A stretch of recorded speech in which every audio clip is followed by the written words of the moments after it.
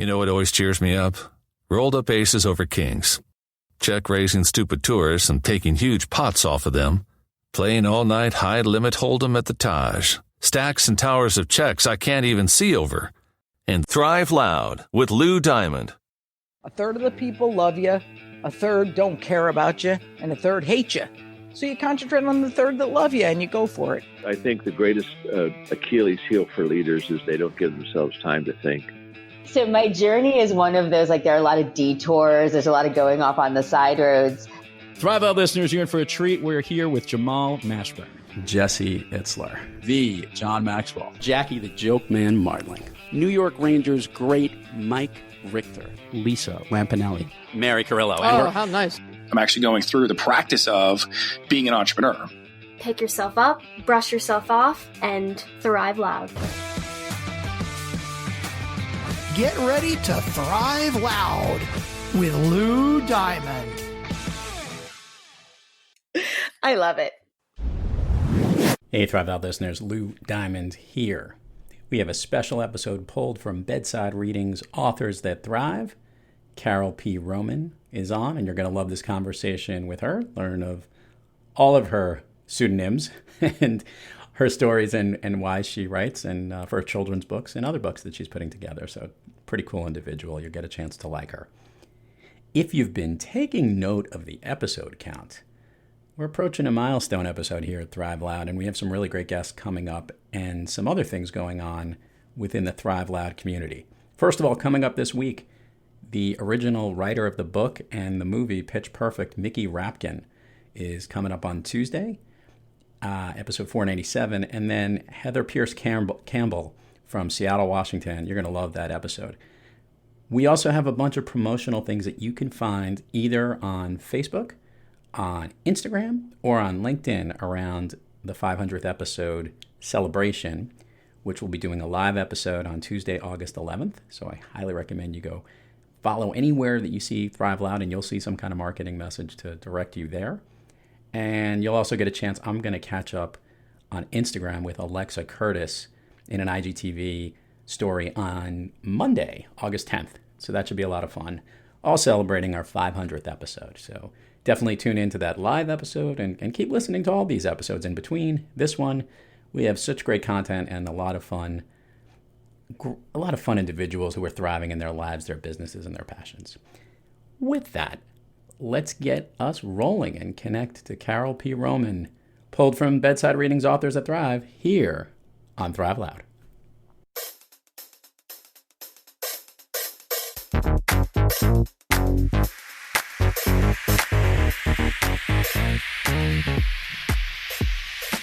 Welcome to Bedside Readings Authors That Thrive, a podcast show that provides you exclusive access to top writers around the globe and how they are thriving through their writing, their passions, and their lives.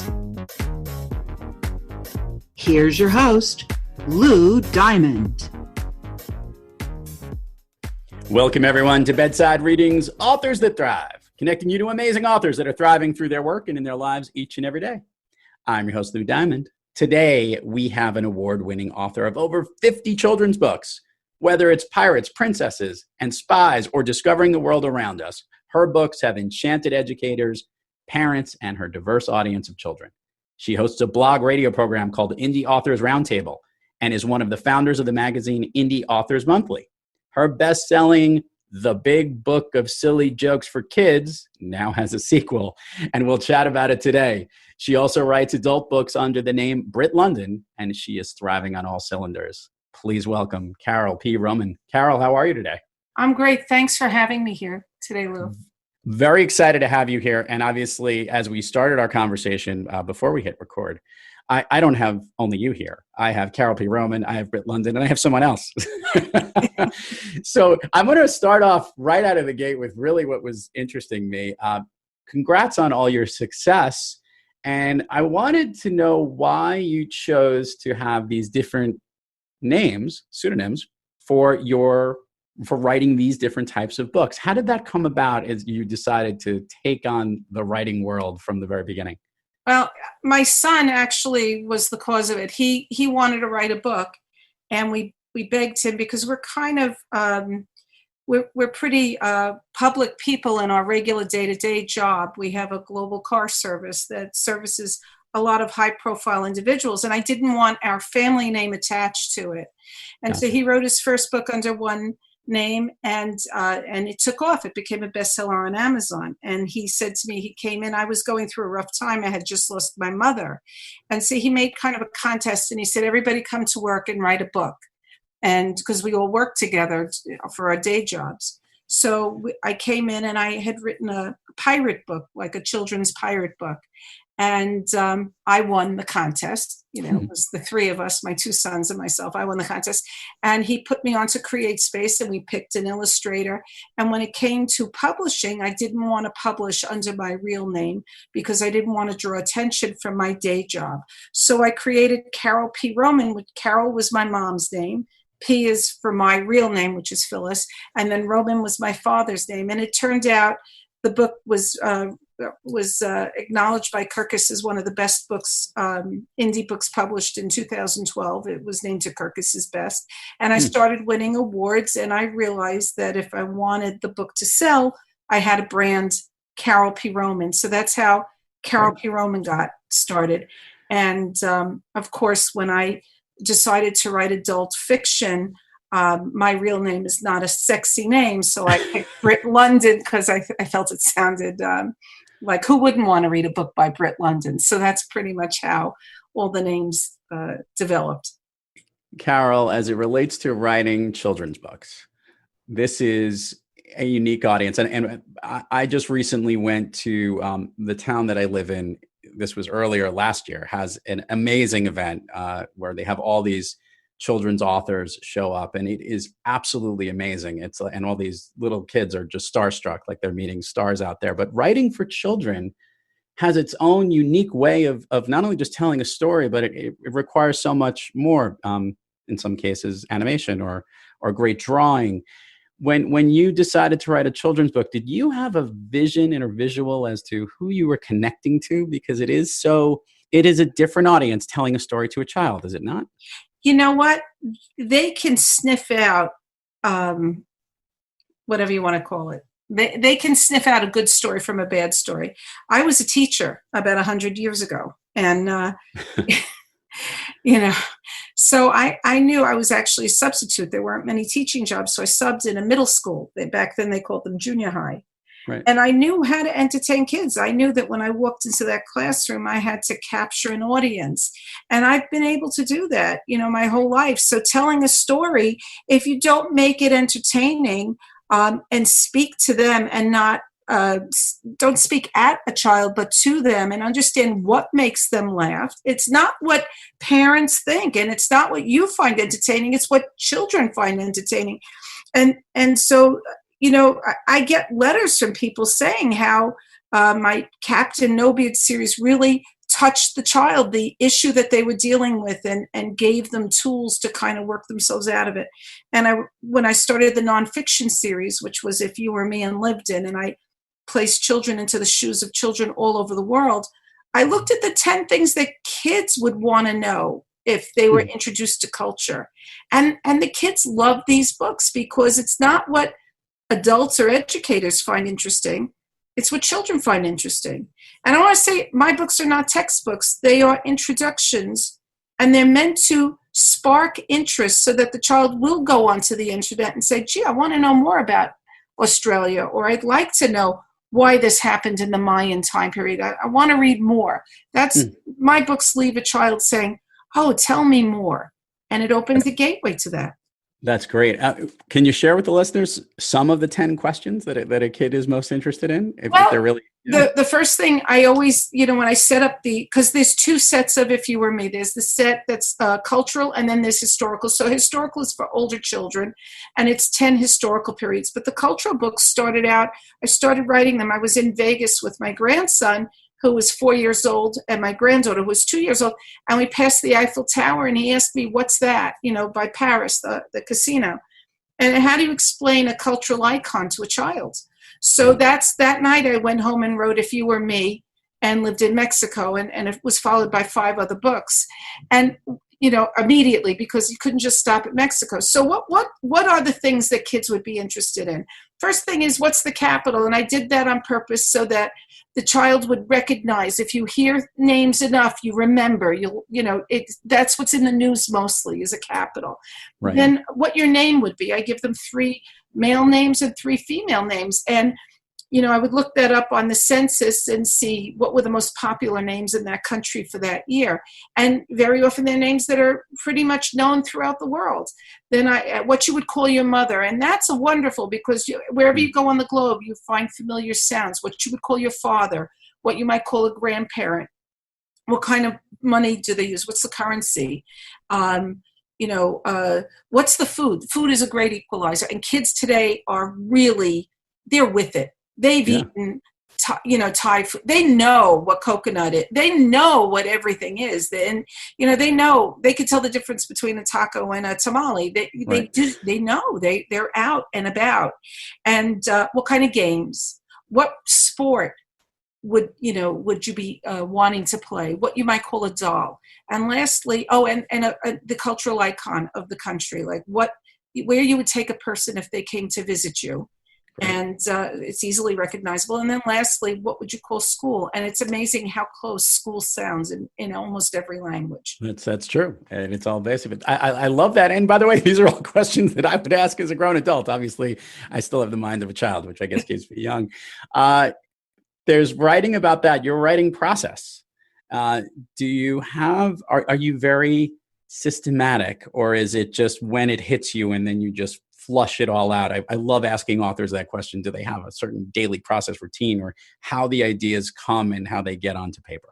Well, I'm very goal-oriented, so that when I wrote the Captain No Beard story, that was off the cuff. And then when I decided to write others, I was inspired by things like a sunset or something one of the kids said, or a fight in the family.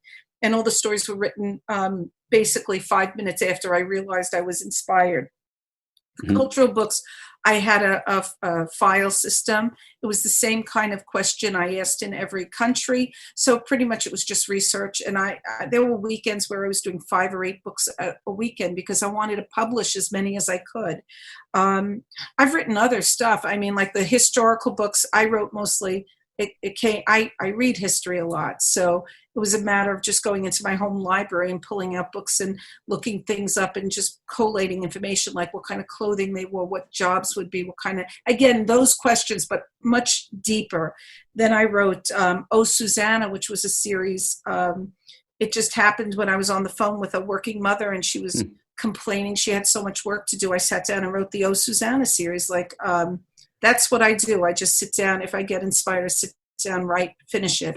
It's the rest of the work that's like the editing, and that stuff really is, to me, that's the harder work. Totally agree with you, by the way, on that front, on everything. As it relates to writing stories or factual things, that's one thing. Then to compile a book of silly jokes for kids. Can we talk about how the original book, how that came to be, and where that idea was spawned? I love silly jokes, and I'm just very curious on, we need to put it all together. I'm happy to say that it was picked up by a publisher who gave me an assignment. I would have never thought of that book. They started with mindfulness with kids. They asked me to write a book on mindfulness. And I said, I really didn't even know what that was, because I never thought of, I never defined it. So when they sent me an outline for the book, I wrote them back and I said, I'm not qualified to do this for you. I can only write the stories where I know children, and I know when kids get angry or frustrated. I can tell you a story about that, but I can't tell you, I know how I would solve it, but it may not jive with the way a professional would do it. I'm not saying one is right and one is wrong. I just know what works for me as a parent. And so they hired a professional, and we wrote the book together. And then a few months later, they said to me, well, we would like you to do a joke book. And I went, a joke book. I mean, like I said, okay. And so I started searching jokes out, and they gave me a template, and it was a way different experience doing it with a publisher, because I couldn't just put whatever I wanted. It had to be approved by them. And they edited. That was great, though. They did all the editing. And the book made it to #1 on all of Amazon. I'm very proud to say this book rose to the top twice. It rose the first time for Christmas. It was chosen by Amazon as a holiday pick. This is also my second book to get chosen by Amazon as a holiday pick. The first being Captain No Beard. And then when COVID hit, the book rose to the top and stayed for almost 60 days as #1 on Amazon. I'm so proud that it helped parents get through this crisis, that by bringing humor and keeping kids engaged and speaking with each other, maybe instead of fighting. We definitely needed to laugh, Carole. I couldn't agree with you more. Yeah. And so then they asked me to do a second joke book, and I did. And then I wrote the spy book for them as well. So the jokes kept coming. I want to ask a question about illustration, because this is interesting. Whether it's the Captain No Beard series, obviously the If You Were Me and Lived In series, all those pieces. Did you have involvement in how the illustrations would work in your books? You work very closely with the illustrator. I didn't work closely with the illustrators when I had a publisher. In other words, They chose the publisher. They picked what they wanted illustrated. And it was weird giving up, after being an indie author for so long, giving up that driving seat was a little bit hard for me. My sons and I sat down and picked the illustrator for Captain No Beard. And at that point, it was CreateSpace. They're no longer in business now. It's KDP. You picked what you wanted and you described it to the illustrator. And we actually did the illustrations. I learned on the first book. I made a few mistakes with that first book. I didn't pay for enough illustrations. Subsequent books had much more. And by the time I was on my 5th book, I could, I was working with 2 illustrators, Kelsey Warenga for the cultural books and Bonnie Lemaire for the Captain No Beard books, and they're 2 very different looks. We had it down where they knew exactly what I wanted just from whatever I described. They could interpret. They were terrific. And for Bonnie, she captured the whimsy of Captain No Beard, and it's really stories about my family, my grandkids, and she really, without ever meeting them or seeing a picture of them, and she was able to get the essence of who they were, at that age, of who they are. And with Kelsey, I didn't want anything to be stereotypical, and she really respected culture. She really got it that we were trying to do a book for children that would not leave them walking away with generalizations. That was not what this series is about. Gotcha. For the historical books, I hired many different artists, and I tried to hire artists from the area where the book was coming from. That's great. I love to learn about this piece because here we are on a podcast and you host your own blog radio program. Talk about what that experience has been like, kind of being behind the microphone, and what that's meant to you in delivering your message. Well, it's been great because, first of all, it puts you out there. And I really try hard. We haven't done it in a while, but due to COVID, whatever, like things kind of fell by the wayside. But I was having a great time with it because I was able to introduce new styles that wouldn't necessarily get seen. The indies are a great kind of silent group that really don't, get pushed around by everybody, so that when you highlight an indie and bring them to the forefront, you're widening that, that cornucopia that we get to choose from. There's a lot of talented people out there that maybe don't have the funds to promote their own work. And when I would do these kind of radio podcasts or blog shows or whatever we did, we got people noticed and their books sold. And you know what? That's what it's all about, is helping each other get the word of their story out. And that's what we're doing here today. So I totally get it.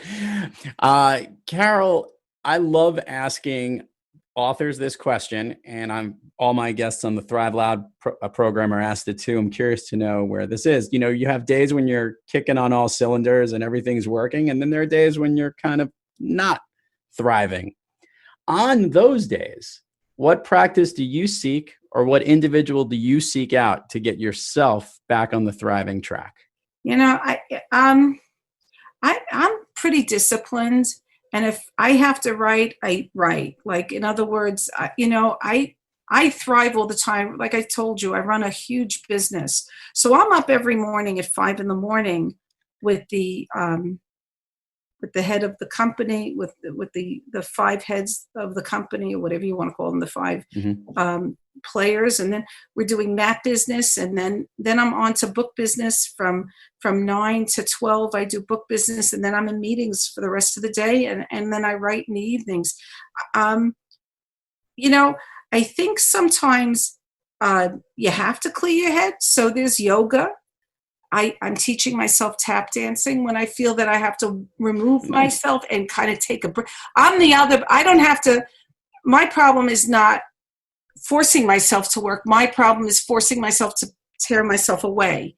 Gotcha. So, so if I'm not with the grandkids, which are my greatest joy, I'm teaching myself to tap dance, or I do yoga, or something like that, just to kind of break it up a little bit. Let's do this right now. We have permission to go down Fun Street with you. Okay. I'm going to ask a couple of questions, and just whatever comes to your mind, the things that make you happy and make you feel good. This is something we've been doing of late. Everyone seems to like it, so we're going to keep doing it, if that's okay with you, Carole. Sure. First of all, do you have an all-time favorite movie that you love to see all the time, or more often than not? You know what? Whatever movie I'm in, I just saw Little Women, and that's got to be my all-time favorite movie in the moment right now. I loved it. Is there a certain type of song you like to hear that you like to maybe jam to, or gets you upbeat, or something that you like to listen to? Anything the Beatles wrote, but don't tell my kids that, because they get upset. Why would that be? We'll make sure that they don't listen to the podcast. We're definitely going to do that. I don't know why they don't like the Beatles, but for me, they just make me giggle. The Beatles make me smile. Awesome. How could you not like the Beatles? Right. We're going to talk to your kids on another podcast show. Okay, continuing along this stream of consciousness here. A favorite food of yours? Ice cream, always ice cream. And I've just found out I'm allergic to milk. So, that's not fun. Yeah. Favorite food that isn't a dessert? You know what? Cheese. I'm allergic to the dairy, so it's been a real challenge to find new foods. A thing you wish you could do more of? Travel right now. I wish I could travel. I just started traveling. Unfortunately, I lost my husband 2 years ago. He was sick for 15 years. And we did not, we couldn't travel. He couldn't get around. So when he passed, and as I started to venture out, I started to go to see historical sites. I went to Charleston. I went to Philly. I started to travel with a friend of mine. We've been best friends for 61 years. And we started traveling. She's divorced, and we were able to travel a little bit. And now, of course, we can't. And well, soon enough, it's coming back. I hope so. Definitely should be. A thing you wish you could do less of? I don't know. I think maybe, no, I can't even say. I enjoy working, so I can't think of anything. Good. Last thing, if you could snap your fingers and go anywhere in the world and be there, where are you? If I could do the Taj Mahal, just to go there and be there for an instant, I want to see it and then come home, and that's it. Carole, my last question to wrap things up here. You love your grandchildren, and obviously you probably love to read to them. Is there one of your books that they love hearing more than any of the others? Good Night, Moon. Now, what about your books? Oh my! Actually, my oldest grandson, who's going to be 12, we read adult books, and he will read my books. I read with him his father's books, and he does he prefers adult reading. So I can't give him my adult books have a little bit of content I'm not ready to let him read, but I will read his father's books. I don't know if you want the name. It's Michael Oken. Oh, that's great stuff. Carole P Roman, amazing children's book author, an incredible entrepreneur, still kicking it and running a business, balancing being an author, playing multiple identities. I think we covered it all here today. Yeah, and avid tap dancer, right? And avid tap dancer. I look forward to hearing you tap the way out here. Thank you so much for coming on the program. Hopefully, thank you. Thank you very much. Thank you for listening to Authors That Thrive, brought to you by Bedside Reading. To learn more about today's guest, head on over to bedsidereading.com. And don't forget to subscribe wherever you listen to your podcasts, or follow us everywhere on social media at Bedside Reading. You've been listening to Thrive Loud with your host, Lou Diamond. Check us out on the web at thriveloud.com and follow us on Instagram, LinkedIn, Twitter, and Facebook at Thrive Loud. And check us out on the Good Pods app at Thrive Loud, where you can follow, listen, and connect directly to Lou and all of the Thrive Loud episodes. Thanks for listening.